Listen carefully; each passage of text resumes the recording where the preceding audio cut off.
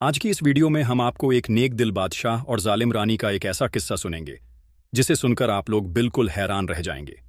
जालिम रानी जब अपने आशिक कैसे मिलने गई और बादशाह ने चुपके से देख लिया और बादशाह ने उसके आशिक पर हमला करके मौत के मुंह में धकेल दिया। जब जालिम रानी को यह पता चला तो उसने बादशाह के साथ जो किया उसे सुनकर आपके भी रोंगटे खड़े हो जाएंगे। तो आप लोग इस वीडियो को मुकम्मल जरूर देखिएगा। साथ ही इस वीडियो को लाइक और यूट्यूब चैनल शाहानी नॉलेज को सब्सक्राइब कर लें। पुराने वक्तों की बात है, किसी मुल्क में एक निहायत ही खूबसूरत मुल्क जो हरे भरे पहाड़ों से घिरा हुआ था और एक जगह पर आबाद था। उस मुल्क पर एक नेक दिल बादशाह जिसका नाम आलमगीर था, हुकूमत किया करता था।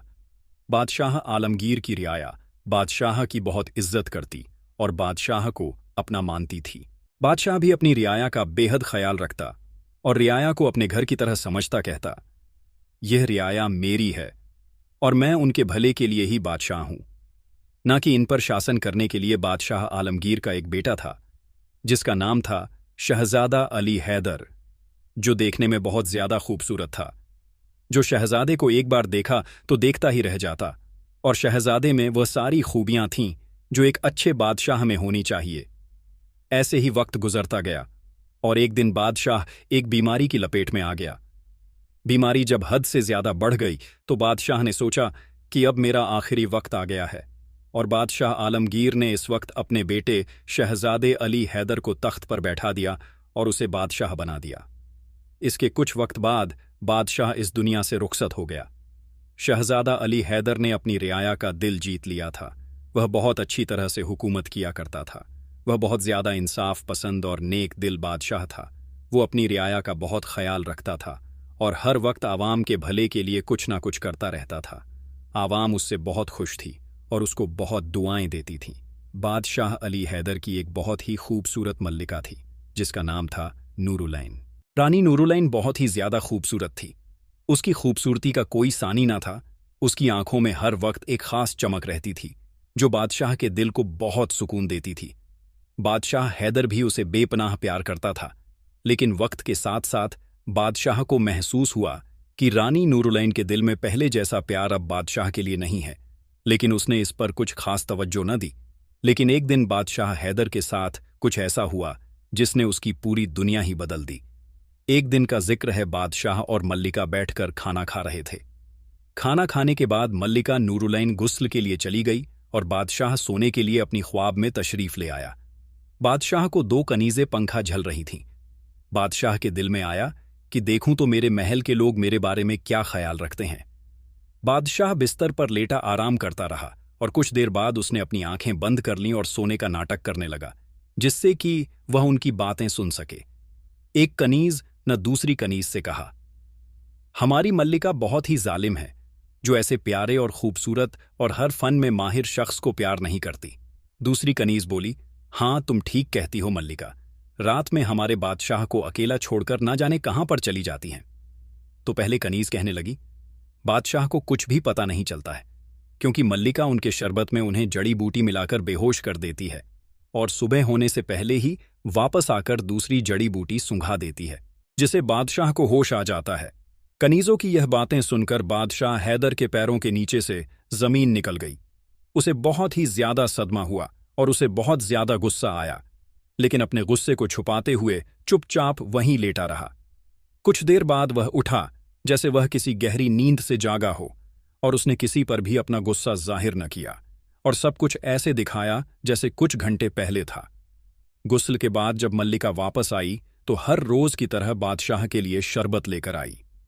बादशाह ने शरबत का प्याला हाथ में ले लिया और मल्लिका को बातों में लगा लिया, और जब मल्लिका की नजर बची तो उसने वह शरबत खिड़की से बाहर फेंक दिया और प्याला मल्लिका को वापस देते हुए ऐसा दिखाया कि जैसे उसने सारा शरबत पी लिया है। मल्लिका ने सोचा कि अब तो इसने शरबत पी लिया है और अब बादशाह गहरी नींद में सो जाएगा। दोनों बिस्तर पर लेट गए। कुछ देर बाद मल्लिका बादशाह को सोता हुआ समझकर वह वहां से उठ खड़ी हुई और अपने मुंह में कुछ पड़ा और बादशाह की तरफ मुंह करके फूंक दिया और कहा, जिम्मी जिम्मी टिमटिम्मी, ऐसा करो कि बादशाह बेहोश होकर ऐसा हो जाए कि कभी न जागे। इसके बाद मल्लिका ने अपनी सबसे सुंदर शाही पोशाक निकाली और उसे पहनकर कमरे से बाहर निकल आई। लेकिन वह इस बात से अनजान थी कि बादशाह अली हैदर उसकी चालाकी को जान चुका है और अब उस पर कोई भी मंत्र असर नहीं करने वाला, क्योंकि उसने वह जड़ी बूटी तो पी ही नहीं थी जो मल्लिका ने शरबत में घोलकर बादशाह को दी थी। बादशाह धीरे धीरे अपने बिस्तर से उठा और अपनी तलवार साथ ले ली और मल्लिका का पीछा करने लगा। लेकिन मल्लिका नूरुलैन इस बात से बेखबर थी कि बादशाह उसका पीछा कर रहा है। वह महल के दरवाजे से बाहर निकली। सारे दरवाजे बंद थे, लेकिन रानी अपने मुंह में कोई मंत्र पढ़ती, जिसकी वजह से वह बंद दरवाजे खुद ब खुद खुल जाते। बादशाह छुपाकर यह सब देख रहा था कि वह आगे क्या करने वाली है। मल्लिका बाग से होते हुए एक घने जंगल की तरफ चली गई। बादशाह ने एक अलग ही रास्ते से रानी नूरुलैन का पीछा किया और फिर रानी का पीछा करते करते उसके पीछे पीछे चल पड़ा। लेकिन मल्लिका को यह एहसास बिल्कुल भी ना हुआ कि बादशाह उसका पीछा कर रहा है। वह महल के पिछले दरवाजे से बाहर निकली। सारे दरवाजे बंद थे, लेकिन रानी कुछ पढ़ती और दरवाजा खुद ब खुद खुल जाता। कुछ देर बाद बादशाह ने देखा कि मल्लिका एक अनजान शख्स के साथ है और वह शख्स किसी दूसरे मुल्क के गुलाम के जैसा दिखता है। मल्लिका उसका हाथ पकड़कर वहां टहल रही थी और कह रही थी, मैं तुमसे अपनी जान से भी ज्यादा प्यार करती हूं, लेकिन तुम मुझे समझते ही नहीं। क्या तुम मेरे प्यार का इम्तिहान लेना चाहते हो? तुम जानते हो कि मैं कितनी ताकतवर हूं। मैं चाहूं तो सूरज निकलने से पहले ही इन सब महलों को खत्म कर सकती हूं, लेकिन फिर भी मैं तुम्हारे प्यार की वजह से हर वक्त तुम्हारे कदमों में झुकी रहती हूं। बादशाह यह सुनकर गुस्से से आग बबूला हो गया और जैसे ही वह दोनों झाड़ी के पास पहुंचे जहां बादशाह छुपा हुआ था, तो उसी वक्त बादशाह हैदर बाहर निकल आया और उसने मल्लिका नूरुलैन के आशिक की गर्दन पर पूरी ताकत से तलवार से वार किया और वह शख्स लड़खड़ाकर जमीन पर गिर गया। बादशाह ने सोचा कि यह मर गया है और वह मल्लिका से बिना कुछ कहे वहां से वापस चला गया। मल्लिका अपने आशिक को मारने वाले इंसान को न देख सकी, क्योंकि मल्लिका के पलटने से पहले ही वह वहां से गायब हो चुका था। मल्लिका नूरुलैन ने जब अपने आशिक को गिरता हुआ देखा तो घबरा गई और उसे अपने जादुई मंत्रों से बचाने की कोशिश करने लगी। और दूसरी तरफ यह बात अब बादशाह अली हैदर पर भी खुल चुकी थी कि उनकी मल्लिका नूरुलैन एक बहुत बड़ी जादूगरनी है। इधर अपने मंत्रों के बाद भी मल्लिका उस आदमी को सिर्फ मौत से बचा पाई, लेकिन अब उसकी हालत ऐसी हो गई थी कि ना ही उसे जिंदा कहा जा सकता था और ना ही मुर्दा बादशाह हैदर धीरे धीरे महल की तरफ लौट रहे थे। रास्ते में उन्होंने रानी के रोने और चीखने चिल्लाने की आवाज सुनी, लेकिन बादशाह पीछे न पलटा। वह इसी हालत में रानी को छोड़कर अपने महल में वापस आ गया और आकर अपने बिस्तर पर लेटकर सो गया। सुबह जब बादशाह उठा तो उसने देखा कि मल्लिका अपनी जगह पर लेटी है और सोने का नाटक कर रही है। बादशाह ने कुछ भी न कहा और अपने दिन भर के कामों में लग गया। दिन भर के कामों से फारिग होने के बाद जब बादशाह महल में लौटा तो उसने देखा कि रानी के बाल बिखरे हुए हैं और वह अजीब से कपड़े पहने हुए हैं। रानी को रोते देखा बादशाह से रहा न गया और उसने उससे पूछा, यह तुमने अपना क्या हाल बना रखा है और ऐसे क्यों मातमजदा बैठी हो? मल्लिका बोली, जहां पनाह मुझे माफ कर दीजिए, लेकिन आज मेरी वालदा की वफात का पैगाम मिला है। इसी वजह से मैं इस हाल में बैठी हूं और रो रही हूं, क्योंकि मेरा मुल्क बहुत दूर है और मैं वहां नहीं जा सकती। लेकिन मुझे इस बात का बेहद अफसोस है और यह घड़ी मेरे ऊपर क़यामत से काम नहीं है। बादशाह ने मल्लिका की बातों को ध्यान से सुना और कहा कि यह तो बहुत ही अफसोसनाक खबर है। मुझे बहुत अफसोस हुआ, लेकिन इस तरह मातम करने से अब तुम्हारी मां वापस नहीं आ सकती। लेकिन जो दुख तुम्हें है वह होना तो हर औलाद के लिए ही वाजिब है, क्योंकि दुख तो वालिद वालदा का सबको होता है। इसके बाद मल्लिका अपने कमरे में चली गई और अकेले में रात भर रोती रही। बादशाह असली वजह से वाकिफ था, इसलिए उसने मल्लिका को समझने की कोई कोशिश नहीं की। इसी तरह से वक्त गुजरता रहा और 1 साल का अरसा गुजर गया, लेकिन रानी ने अपनी यही हालत रखी और जैसे वह 1 साल पहले मातम करती थी वैसे ही रही। फिर एक दिन मल्लिका ने बादशाह से कहा, जहां अपना अब मुझसे यह गम सहा नहीं जा रहा है। मैं चाहती हूं कि आप मुझे एक अलग महल बनवा कर दें, उसमें मैं अकेले रहना चाहती हूं। बादशाह ने मल्लिका से बिना कोई सवाल किए उसे महल की इजाजत दे दी।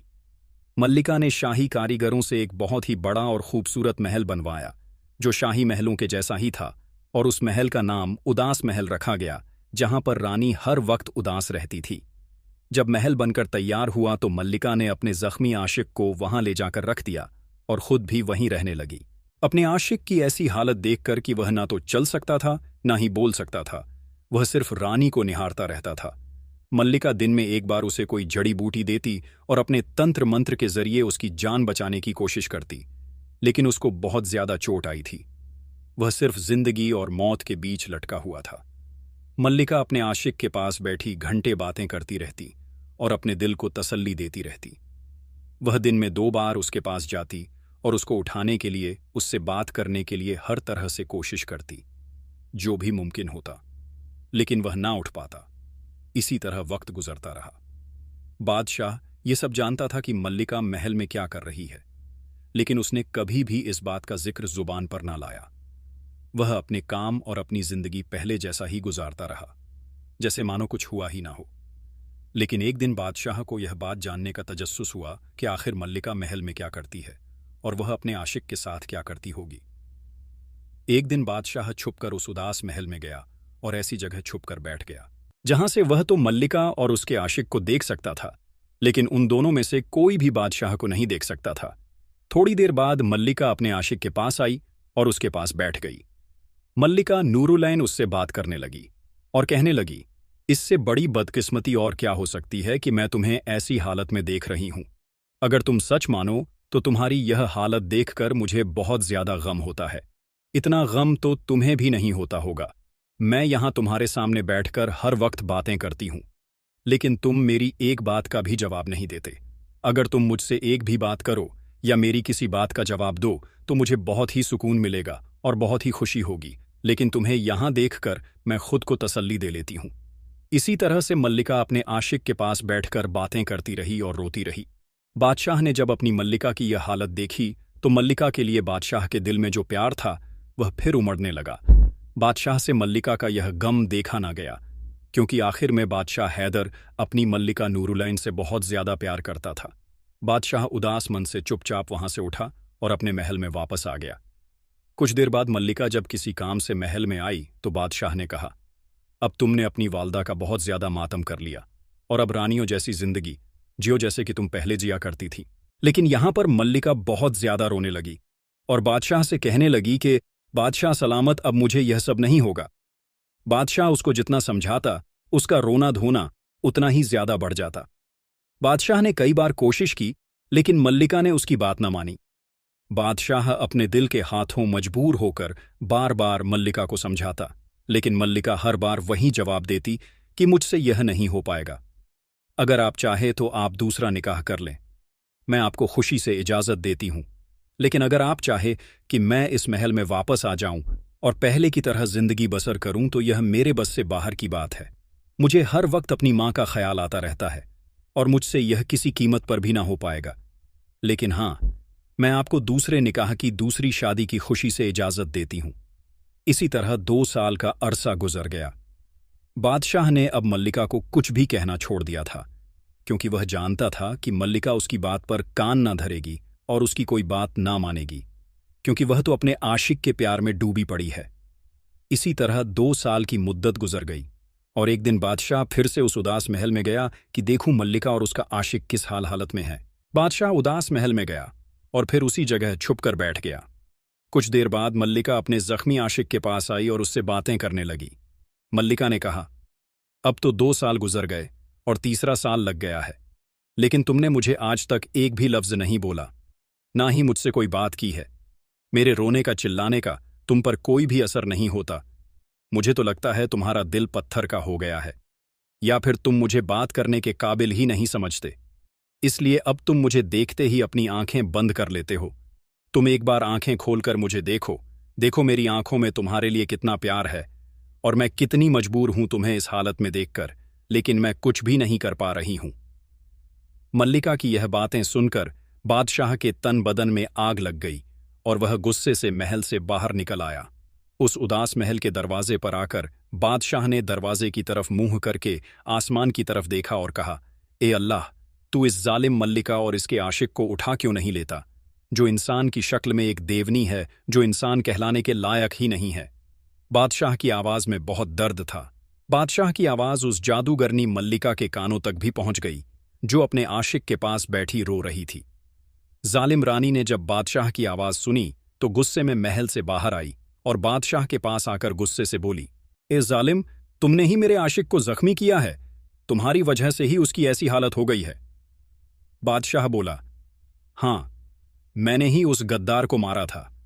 वह इसी लायक है, और तुम भी इस दुनिया में रहने के लायक नहीं हो। तुमने मेरी सारी इज्जत को मिट्टी में मिला दिया है। यह कहकर बादशाह ने अपनी तलवार मायान से निकाली और चाहा कि उस जादूगरनी मल्लिका को मार डाले, लेकिन इस वक्त मल्लिका ने जादू किया और बादशाह जैसा खड़ा था वैसा ही खड़ा रहा। उसका हाथ भी ना उठ सका। बादशाह को समझ ना आ रहा था कि उसके साथ क्या हो रहा है। फिर उस जालिम मल्लिका ने जादुई मंत्र पढ़ना शुरू कर दिया। जिम्मी जिम्मी टिम टिम्मी बादशाह का आधा जिस्म पत्थर का बन जाए। उसके यह कहते ही बादशाह का कमर से नीचे का आधा जिस्म पत्थर का बन गया। अब बादशाह ना ही जिंदा लोगों में रहा और ना ही मुर्दा लोगों में। फिर उस जालिम रानी ने उसे उठाकर अपने उदास महल में एक जगह पर लाकर रख दिया, और उस जालिम रानी ने उस मुल्क को अपने जादू से एक नदी में बदल दिया और वहां के लोगों को अपने जादू से मछली बना दिया।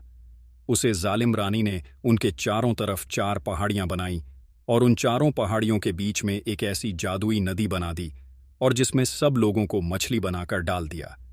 अब उसने बादशाह का पूरा मुल्क बर्बाद कर दिया था और बादशाह का आधा जिस भी पत्थर का बना दिया था, लेकिन इसके बाद भी उसका गुस्सा ठंडा ना हुआ और वह बादशाह के पास रोज आया करती और उसके पीठ पर 100 कोड़े इतनी जोर से मारती कि हर चोट पर बादशाह की जान निकल जाती। फिर वह बकरी के बालों की बनी हुई एक काली चमड़ी का कंबल उसके कंधों पर डाल देती, और यह कपड़े वह बादशाह का जिस्म ढकने के लिए या उससे इज्जत बख्शने के लिए नहीं डालती, बल्कि वह उसे जिल्लत देना चाहती थी। इसके बाद वह बादशाह का मजाक उड़ाती और उसका मजाक उड़ाकर उससे कहती, ए जालिम, तू तो इतने बड़े मुल्क का बादशाह है, फिर तू अपने आप को इस बेइज्जती और जिल्लत से क्यों नहीं बचता? खुद को क्यों आज़ाद नहीं करवाता? बादशाह ने दोनों हाथों को आसमान की तरह बुलंद किया और उठकर अल्लाह के हुजूर गिड़गिड़ाकर सच्चे दिल से दुआ की, ए मेरे प्यारे रब, तू इस सारी जमीन का बनाने वाला है, सारी बादशाही तेरे लिए है, तू सबका खालिक राजिक है और तू जो चाहे वह कर सकता है। जिसे चाहे इज्जत दे, जिसे चाहे जिल्लत दे, जिसे चाहे कैद कर दे, जिसे चाहे रिहाई दे।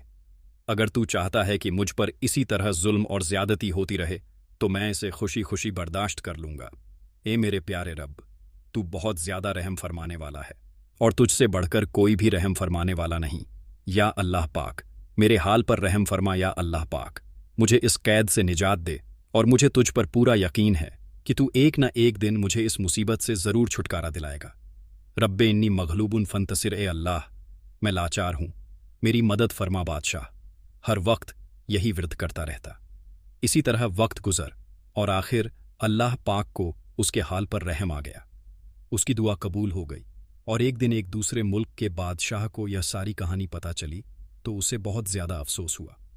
वह बहुत ज्यादा नेक और रहमदिल बादशाह था। वह सोचने लगा कि बादशाह तो बेगुनाह है और इस बादशाह के गमों को कैसे दूर किया जाए और उसकी जालिम और जाबिर रानी को कैसे सजा दी जाए। फिर एक दिन बादशाह ने एक मंसूबा बनाया और वह उस उदास महल में आ गया और बादशाह हैदर को ढूंढता हुआ उसके पास जा पहुंचा। बादशाह हैदर उसको देखकर बहुत हैरान हुआ और कहा, तुम यहां कैसे आ गए और तुम कौन हो? तब उस परदेसी बादशाह ने बताया कि मुझे पता चला था कि यहां पर एक जादूगरनी की कैद में एक बादशाह है और मुझे तुम्हारे हाल पर रहम आया था, क्योंकि मैं जानता था कि तुम बहुत नेक दिल बादशाह हो, इसीलिए मैं तुम्हें बचाने आया हूं। और फिर उसने बादशाह हैदर से सारी दास्तां सुनी। हैदर ने उसे अपनी सारी कहानी बताई। परदेसी बादशाह ने बादशाह हैदर से पूछा, तुम्हारी जालिम और जाबिर मल्लिका कहाँ रहती है और उसका वह आशिक जिसके पास वो जाती है वह किस जगह पर पड़ा हुआ है? बादशाह हैदर ने उससे कहा कि वह उदास महल के 5वें कमरे में है।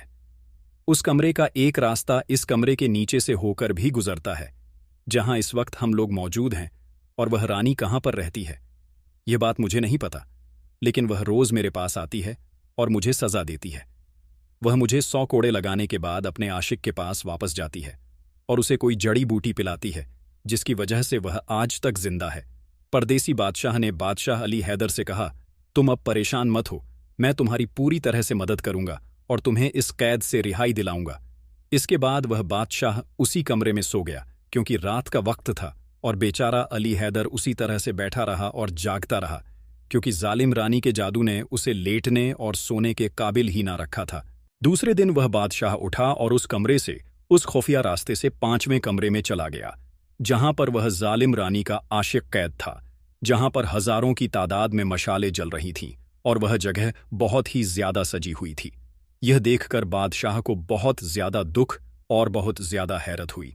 वह उस जगह पर गया जहां पर वह जख्मी आशिक उसी हालत में पड़ा हुआ था। वहां जाकर उसने तलवार को ऐसा हाथ मारा कि वह जख्मी आशिक उसी वक्त इस दुनिया से रुखसत हो गया। बादशाह ने उसकी लाश को वहां से घसीटकर महल के पिछले हिस्से में ले गया, जहां पर एक कुआं मौजूद था। बादशाह ने उस आशिक की लाश को उसे कुएं में डाल दिया और फिर महल में वापस आ गया और उदास महल के इस कमरे में वापस आ गया, जहां पर उसका वह आशिक पड़ा रहता था।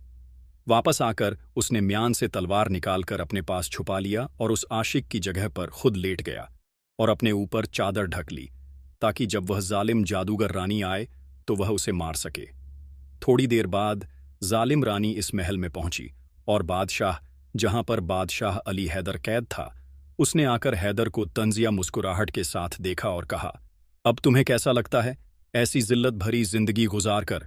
अगर तुम उस रोज मेरे आशिक के साथ वह सब न करते तो आज तुम्हारे साथ यह सब कुछ ना हो रहा होता। उसके बाद उसने गुस्से से एक कोड़ा उठाया और बेदर्दी के साथ बादशाह अली हैदर को मारना शुरू किया। बादशाह अली हैदर की चीखों से सारा महल गूंज उठा। वह उस जालिम रानी के सामने हाथ जोड़कर रहम की दरख्वास्त करता रहा, लेकिन वह जालिम रानी न मानी और वह उसे कोड़े मारती रही। जब 100 कोड़े पूरे हुए तो उसने अपना कोड़ा रोक दिया और फिर हमेशा की तरह बकरी की खाल वाला कंबल बादशाह की पीठ पर डाला और फातिहाना लहजे मुस्कुराती हुई वहां से चली गई। फिर वह उदास महल के उसे कमरे में आई जहां पर उसका आशिक पड़ा रहता था।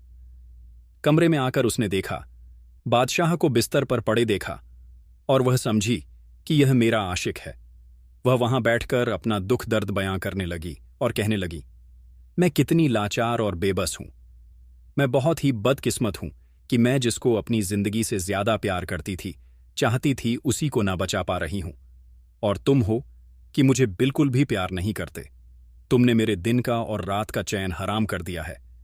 मैं तुम्हारे लिए अपने नेक दिल शौहर पर जो ज्यादती और जुल्म किया है, उसके बाद भी मेरा गुस्सा कम नहीं हुआ है और मैं चाहती हूं कि उसे कड़ी से कड़ी सजा दूं, क्योंकि उसी की वजह से तुम्हारी ऐसी हालत हुई है। लेकिन तुम तो मुझे कुछ कहते ही नहीं, हमेशा अपनी लब सिए रहती हो। शायद तुम इस तरह चुप रहकर मुझे और तड़पा रहे हो और किसी न किसी दिन इसी तरह मैं भी तड़प तड़प कर मर जाऊंगी। खुदा के लिए कुछ तो बोलो, मुझसे बात करो जिससे मेरे बेचैन दिल को सुकून मिले। अगर तुम जान जाओ कि तुम्हें तुम्हारे लिए कितना तड़प रही हूं, तो तुम कभी भी ऐसी बेरुखी मेरे साथ इख्तियार ना करो। बस एक बार मेरी तरफ नजर उठाकर देखो, मुझसे बात करो, ताकि मेरे बेचैन दिल को करार आ जाए।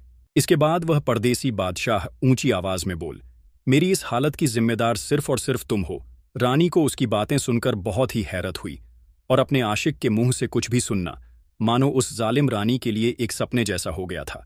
वह बोली, क्या यह सचमुच तुम बोले हो या मुझे कोई धोखा हुआ है? बादशाह ने उसके आशिक की आवाज में ही नफरत से कहा कि तुम इस काबिल नहीं हो कि मैं तुमसे बात करूं या तुम्हारे किसी सवाल का जवाब दूं। रानी बोली, मैं तो तुमसे अपनी जान से ज्यादा प्यार करती हूं। मुझसे ऐसी कौन सी खता हो गई जो तुम ऐसा कह रहे हो? बादशाह ने कहा, तुम बहुत ही जिद्दी हो, किसी की बात नहीं सुनती हो, इसलिए मैंने कुछ नहीं कहा। अब पूछती हो तो कहता हूं, तुम्हारे शौहर बादशाह के दिन रात चीखने और चिल्लाने की वजह से मेरी नींदें हराम हो गई हैं। अगर उसकी कि चीखो पुकार से हर वक्त यह महल ना गूंज रहा होता तो मैं कब का अच्छा हो गया होता और तुमसे खूब बातचीत कर पाता, तुम्हारे साथ वक्त बीतता। लेकिन तुमने तो उसे आधा पत्थर का और आधा इंसान बनाकर छोड़ दिया है और फिर तुम उसे रोज इतना मारती हो, उस पर रोज इतना जुल्म करती हो कि वह जोर जोर से चीखता चिल्लाता है, जिसकी वजह से मैं कभी सो नहीं पाता हूं और वह रात दिन रोया करता है, जिससे मेरी आंख नहीं लगती। अब तुम ही बताओ कि मैं तुमसे क्या बोलूं, क्या बात करूं? जालिम रानी ने कहा, तो तुम क्या चाहते हो कि मैं उसे मारना बंद कर दूं और उसे उसकी पहले जैसी हालत में ला दूं? अगर तुम ऐसा चाहते हो तो ठीक है, अगर इसी में तुम्हारी खुशी है तो मैं उसे अभी ठीक कर सकती हूं। परदेसी बादशाह ने कहा, मैं सचमुच यही चाहता हूं कि तुम इसी वक्त जाकर उसे पूरी तरह से ठीक कर दो, ताकि उसकी चीख पुकार से महल में सुकून हो जाए और मेरे सुकून और आराम में कोई भी खलल ना आए। अपने आशिक की यह बात सुनकर जालिम मल्लिका वहां से चली गई और एक कमरे में जाकर उसने एक प्याली में पानी लिया और उसमें कोई मंत्र पढ़कर फूंका, जिससे प्याले का पानी उबलने लगा। फिर वह उस जगह पर गई जहां पर बादशाह अली हैदर को कैद किया गया था। उस पर वह पानी छिड़क कर बोली, जिम्मी जिम्मी टिम्मी, यह बादशाह अपनी पहली सूरत में आ जाए। उसे जालिम रानी का इतना कहना था कि बादशाह अपनी असली हालत में आ गया और बहुत खुश हुआ। जालिम जादूगरनी ने कहा, मैं तुझसे बहुत परेशान हूं। अगर तू अपनी खैरियत चाहता है तो फौरन यहां से भाग जा और फिर कभी यहां मत आना, नहीं तो मैं तुम्हें जान से मार डालूंगी। वह बेचारा चुपचाप वहां से निकल गया और एक जगह पर छुप कर देखने लगा कि क्या होता है। रानी वहां से फिर से अपने आशिक के पास गई और बोली, जो तुम चाहते थे वह मैंने कर दिया, अब तुम उठकर बैठो जिससे मुझे चैन मिले। बादशाह ने कड़ी आवाज में कहा, तुमने जो कुछ किया है उससे मुझे राहत तो मिली है, लेकिन पूरा आराम नहीं मिला है। तुम्हारा जुल्म अभी पूरी तरह से खत्म नहीं हुआ है। मेरा चैन सुकून अभी तक पूरी तरह से नहीं लौटा है। तुमने जिस मुल्क को एक नदी में बदल दिया है और उसके रहने वाले लोगों को मछली बनाकर उसमें छोड़ दिया है। रोज सारी मछलियां आधी रात के वक्त पानी से बाहर सर निकालकर हम दोनों को कोसती रहती हैं। उनकी बद्दुआ की वजह से ही मैं ठीक नहीं हो पा रहा हूं। तुम पहले इस मुल्क और उसके रहने वाले लोगों को पहले जैसा कर दो, ताकि वह हम लोगों को बद्दुआ देना बंद कर दें। फिर मुझसे बात करना। यह करने के बाद तुमको सहारा देकर मुझे उठाना पड़ेगा। परदेसी बादशाह ने उस जालिम रानी को बातों में लेते हुए कहा कि मैं भी तुम्हारी तड़प और बेचैनी से अच्छी तरह वाकिफ हूं और मैं भी तुम्हारे लिए तड़प रहा हूं, लेकिन तुम जब यह सब कुछ कर दोगी मैं ठीक हो जाऊंगा। फिर हम सब दोनों हंसी खुशी जिंदगी बसर करेंगे। जालिम रानी यह बात सुनकर बहुत खुश हुई और इस बात पर फौरन राजी हो गई, क्योंकि वह तो अपने आशिक से मोहब्बत नहीं इश्क करती थी। वह नदी के किनारे गई और थोड़ा सा पानी जो जादू का था उसने उस नदी पर छिड़क दिया। इससे वह सारी मछलियां पहले की तरह इंसान बन गई और नदी की जगह सड़कें, मकानों, दुकानों से पूरा शहर, पूरा मुल्क आबाद हो गया। दूसरे मुल्क के बादशाह के साथ आए दरबारी और सिपाही, जो उस वक्त तक अपने मुल्क वापस नहीं गए थे, इस तरह एक नए शहर को देखकर बिल्कुल हैरान रह गए। सब कुछ पहले जैसा बनाकर वह जादूगरनी फिर से उदास महल में आई और हंसी खुशी चहकते हुए कहने लगी, मेरे प्यारे, मैंने तुम्हारी सारी ख्वाहिश से पूरी कर दी है। जो कुछ तुमने कहा था मैंने बिल्कुल सब कुछ वैसा कर दिया है। अब तुम पूरी तरह से ठीक हो जाओ और उठो और मुझे अपने सीने से लगा लो। बादशाह ने हल्की आवाज से कहा, मेरे पास आओ। वह पास आई तो बादशाह बोला, और पास आओ। वह खुशी खुशी उसके बिल्कुल पास आ गई तो बादशाह ने जल्दी से जादूगरनी को जकड़ लिया और उसे एक लम्हा भी बोलने के लिए कोई भी मौका ना दिया और इतनी जोर से तलवार चलाई कि उसका खेल खत्म हो गया। उस जादूगरनी को जादू करने तक का वक्त ना मिला। बादशाह ने उसे भी उसी कुएं में डाल दिया है जहां उसने उसके आशिक को फेंका था। और फिर वह उदास महल से बाहर निकल आया और बादशाह अली हैदर की तलाश करने लगा।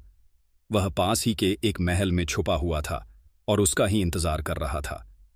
दूसरे मुल्क से आने वाला बादशाह अली हैदर के पास गया और कहा, बादशाह अली हैदर, अब आपको किसी भी तरह का कोई डर नहीं है दोस्त। मैंने उसे जालिम रानी को भी ठिकाने लगा दिया है। बादशाह अली हैदर ने उसका बहुत बहुत शुक्रिया किया और पूछा, अब आपका इरादा किया है, आप कहाँ जाना चाहते हैं? तो उसने कहा, अपने मुल्क ही जाऊंगा, लेकिन अभी तुम हमारे साथ चलो और कुछ दिन आराम करो। बादशाह अली हैदर ने कहा, उसके बाद तुम अपने मुल्क वापस चले जाना। बादशाह अली हैदर ने उस बादशाह से उसके मुल्क का नाम पूछा और कहा, आप कहाँ के बादशाह हैं और कहाँ रहते हैं? तब बादशाह ने अपने मुल्क का नाम यमन बताया। तब बादशाह अली हैदर ने कहा कि वह मुल्क तो यहाँ से लगभग 1 साल के सफ़र पर है। अगर कोई शख्स दिन रात भी सफ़र तय करें तब भी 6 माह से पहले नहीं आ सकता। तब यमन के बादशाह ने हैरानी कहा, लेकिन यहाँ तो मैं कुछ ही घंटे में आ गया था, क्योंकि उस जादूगर रानी ने जब आपके महल को, आपकी रियाया को एक नदी में और यहाँ के रहने वालों को मछलियों में बदल दिया था और आपको कैद कर लिया था, तब इस मुल्क को हमारे मुल्क के करीब ही पहुंचा दिया था। और जब इस बात की खबर मुझे मिली कि यहाँ के रहने वाले लोगों पर इतना जुल्म हुआ है, बादशाह के साथ इतना जुल्म हो रहा है, तो मैं यह बर्दाश्त न कर सका और इसीलिए मैंने दिल में अहद किया कि मैं आपको बचाकर रहूंगा। बादशाह हैदर ने उस बादशाह का शुक्रिया अदा किया और कहा, मैं आपका जिंदगी भर एहसानमंद रहूंगा। आपने मेरे और मेरी रियाया के ऊपर बहुत रहम किया है। अल्लाह आपको इसकी जगह देगा।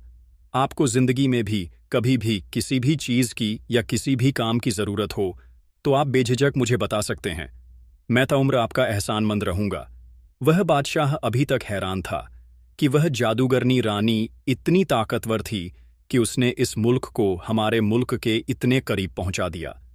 बादशाह ने हैदर को अपने मुल्क आने का न्योता दिया और फिर कुछ दिन रहकर वहां से अपने मुल्क वापस लौट गया। इधर बादशाह अली हैदर अपनी रियाया के साथ खुशी खुशी रहने लगा। कुछ दिन बाद बादशाह अली हैदर ने उस मुल्क में रहने वाले एक गरीब शख्स की बेटी से निकाह कर लिया, जो बहुत ही खूबसूरत और नेक दिल थी। उसकी नेक दिली के चर्चे दूर दूर तक थे, क्योंकि बादशाह को अपने लिए एक ऐसी ही मल्लिका की जरूरत थी जो नेक दिल हो और रियाया के दुख दर्द से अच्छी तरह वाकिफ हो। इसके बाद बादशाह अली हैदर और बादशाह की दूसरी मल्लिका जुलेखा दोनों एक दूसरे के साथ हंसी खुशी रहने लगे। कुछ अरसे बाद मल्लिका जुलेखा ने एक खूबसूरत बेटे को जन्म दिया, जिसका नाम बादशाह ने मुर्तज़ा रखा, और इस तरह सब हंसी खुशी जिंदगी बसर करने लगे। कुछ अरसा बाद बादशाह ने उस मेहरबान बादशाह के मुल्क की तरफ रुख किया जिसने उसको और उसकी रियाया को बचाया था। 1 साल के अरसे के बाद जब बादशाह वहां पर पहुंचा तो वह बादशाह उसको देखकर बहुत खुश हुआ और उसका खूब अच्छी तरह से इस्तकबाल किया। कुछ दिन बादशाह अली हैदर वहां पर रहा और अपने मुल्क की तरफ रवाना होने लगा, लेकिन वहां वापस आने से पहले उस मेहरबान बादशाह ने अली हैदर से दरख्वास्त की कि मेरा कोई बेटा नहीं है, मैं तुम्हें अपना बेटा तस्लीम करता हूं। मेरे बाद मेरे मुल्क के बादशाह तुम ही होंगे। इसके बाद बादशाह ने अपनी सारी अवाम के सामने उसे अपना बेटा तस्लीम कर लिया और कह दिया कि मेरे बाद मेरे मुल्क का बादशाह यही होगा। बादशाह अली हैदर बहुत खुश हुआ और उसका बहुत बहुत शुक्रिया अदा किया और अपने मुल्क वापस लौट आया। अब बादशाह कुछ अरसा अपने मुल्क रहता और कुछ अरसा उसे मेहरबान बादशाह के मुल्क में जाता और वहां पर हुकूमत के कामों में बादशाह की मदद करता। इस तरह वक्त गुजरता रह गया और शहजाद मुर्तज़ा भी बड़ा हो गया। उधर उस मेहरबान बादशाह का इंतकाल हो गया।